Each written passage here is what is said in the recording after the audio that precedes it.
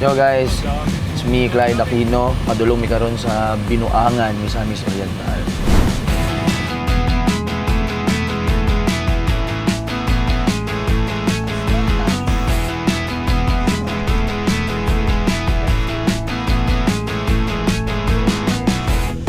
Actually, yes, man ko permi sa mga gig yun, especially sa out of town. Aside sa kailangan natong kwarta, always may gamingawon og mga out of town. Di mi ma-motivate og kani tugtog.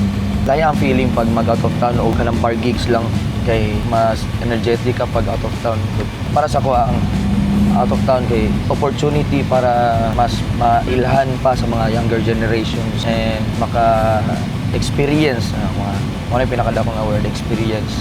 Kay pila na mi katuig nga nagatugtog. Wala pa gyud namo nalibot tanan mga paminakatugtog sa tibuok Mindanao. Kada out of town opportunity para mailhan sa mga LGU and ma-recommend nga na ka-importante ang out of town sa mga.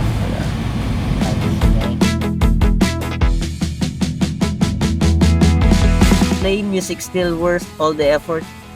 Yes. Say dili makita sa mga tao behind sa 1 hour nga performance. Siguro ka na mag-prepare mi sa mga gadget, double check na mo na working ba going sa stage, naka full charge ba ron, mga wire ana. If this gig get cancelled, what would you lose? Siguro ang effort time na gi-prepare niya, ang preparation maghinayang ka ba.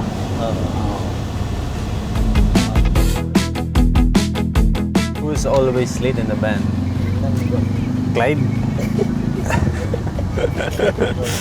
What's the weirdest thing that's happened? Siguro katong banog-banog na lumipad ako. Lumipat.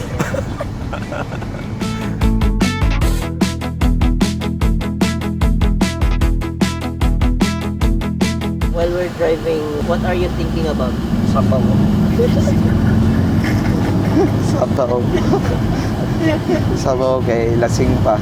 David kuan kanang pag-perform niya, then syempre pag una-una sa mga unsay mga gamit dito karon, then sound check mabinay una-una pero Ano yung pinakadako nga challenge sa band this year? pinakadako nga challenge siguro ang kuan pag magpaila pag gid og maayo. Pag market pag gid sa band, pag compete sa daghang banda pud sa Mindanao na makasabay gyapon ba. Dili gyapon mawala sa eksena. Is there a moment nga you almost stop being a band? Nainganaw sa akin, ma-burnout ka, murag nakulong na ka, pero wala magyapon kay na magyapon ang kalayo sa kasing-kasing na pagtugtog. Dili magud malipayon. Basta passionate lang gid ka din. Gusto sa imong heart, padayon gyapon gid.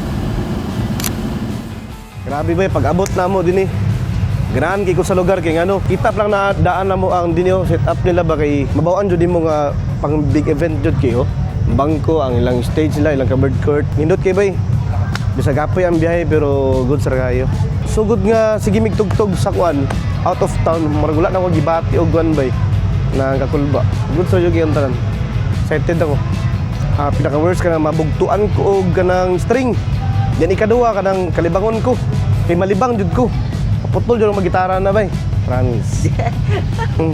Mabawaan na to kay kana bitang praani ang sound system jud nindot.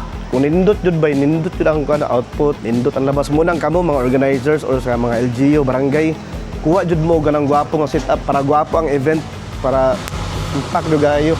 Dili pa ako may istorya kung unsa among mahatag unya pero ihatag na mo best nga motatak mi karon gabi una. Ya makahatag og lingaw sa mga katawhan dito sa Binuangan.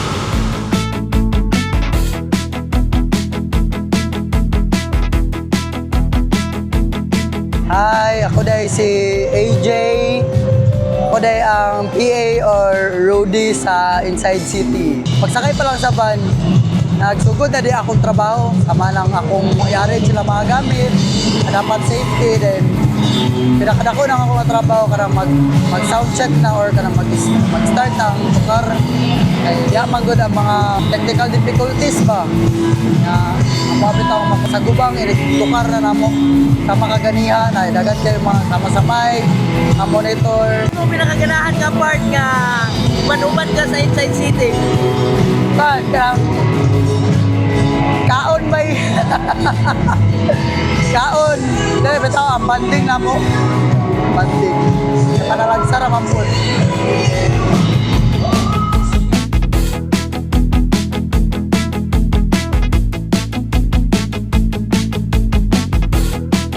Hi guys, I'm How and I'm the drummer. Ulban ko gamay pero happy kay naikuan na opportunity nga makatugtog then makashow yung music. Ginawa na karon kaya mo set list tapos kuan kana ka malipay ra mga tao sa mga performance niya. Sila patibanan sa Inside City. Siguro ang kuan ng hype, ang kabibo, ang kalingaw, nga for kanang pila ka moment malimtan nilang problem. Ug ta ma-deliver na mo kayo ang mga message kanta nga mo tutugod karon. Guys. Thank you very much.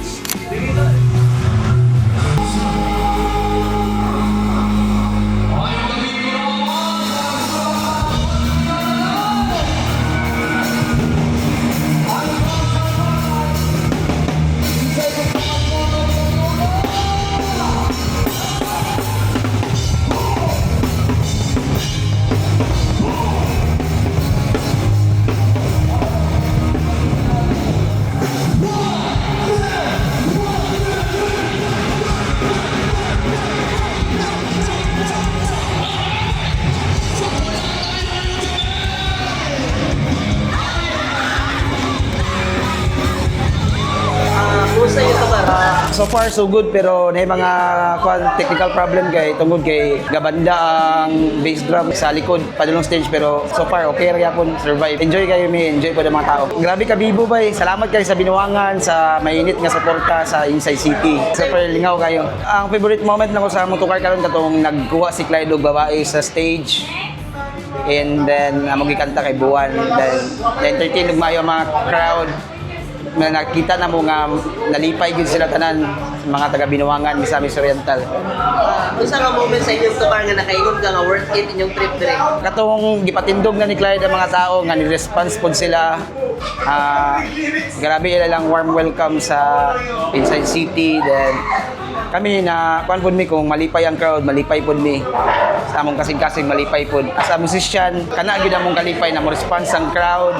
Makita na mo ang ilang mga smile, ang ilang mga katawa na and sabay sila sa pagkanta sa among mga gibang tukar.